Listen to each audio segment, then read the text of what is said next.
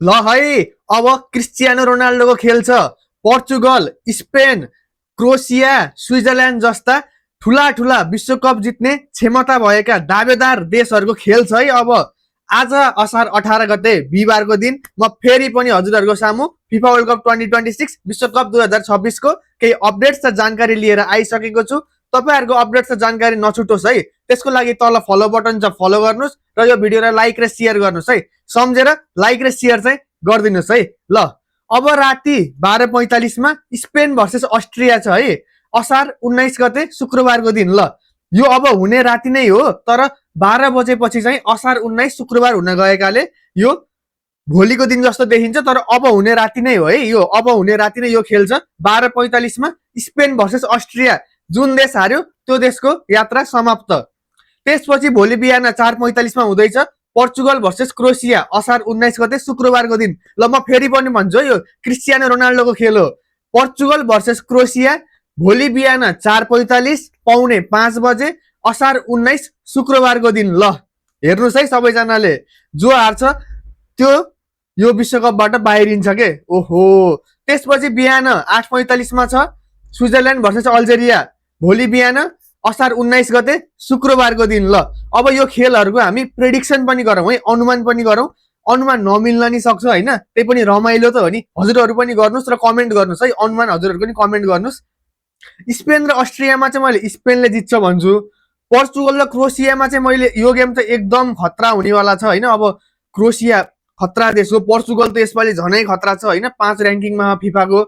ल अब म चाहिँ यसपालि पोर्चुगललाई भन्छु है। यो खेल चाहिँ म पोर्चुगललाई भन्छु। तपाईहरुले कसलाई भन्नुहुन्छ कमेन्ट गर्नु होला। स्विजरल्यान्ड र अल्जेरियामा नि एकदम टक्कर हुनेवाला छ मलाई जहाँसम्म लाग्छ, र यो गेम चाहिँ स्विजरल्यान्डले निकाल्छ कि जस्तो लाग्छ मलाई चाहिँ।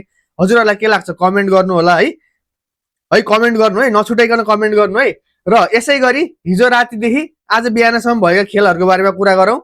हिजो राति खेल भएको थियो इंग्ल्यान्ड भर्सेस डीआर कङ्गो। ओहो, कङ्गोले 7 मिनेटमै गोल गरेको थियो के। अनि त फर्स्ट हाफ सकियो, सेकेन्ड हाफ सुरु भयो। सेकेन्ड हाफ सुरु भएपछि कति बेर भइसक्यो। ल अब कङ्गोले रोक्ने भयो, कङ्गोले जित्ने भयो भनेको। इंग्ल्यान्डका क्याप्टेन हेरी केनले 75 मिनेटमा पहिलो गोल गरे। त्यसपछि 86 मिनेटमा दोस्रो गोल आफैले गरेर इंग्ल्यान्डलाई राउन्ड अफ 16 मा पुर्याए। हेर्नु त कति खतरा, क्याप्टेनले कति खतरा प्रस्तुति गरे। र यसै गरी कङ्गो 2026 को विश्वकपबाट आउट भएका छन्। मलाई साह्रै मन परेको देश थियो डीआर कङ्गो चाहिँ यो पालि विश्वकपको। त्यसपछि खेल भएको थियो सिनेगल र बेल्जियमको। यो खेल पनि उस्तै, सिनेगलले 24 मिनेट र 51 मिनेटमा गोल गर्यो। त्यसपछि त ल अब सिनेगलले जित्ने भयो, गेम सकिने भयो। अब 5 मिनेट त छ नि गेम सकिनलाई भनेर के भनेको। 86 मिनेटमा र 89 मिनेटमा बेल्जियमले गोल गरेर बराबर गर्यो र यो गेम एक्स्ट्रा टाइममा गयो। एक्स्ट्रा टाइम पनि सकिने बेला 120 मिनेट भइसकेपछि सकिसक्ने एक्स्ट्रा टाइम पनि एक्स्ट्रा टाइममा पेनाल्टी पायो बेल्जियमले, र पेनाल्टीमा बेल्जियमले गोल गरेर 3-2 भएर चाहिँ बेल्जियमले जित्यो। Belgium 3 Senegal 2। यसरी नै बेल्जियम राउन्ड अफ 16 मा पुग्यो र सिनेगलको यात्रा चाहिँ यही सकियो। त्यसरी भर्खरै बिहान भएको थियो युएसए भर्सेस बोस्निया। युएसए ले 2 गोल गर्यो, बोस्नियाले गोल गर्न सकेन।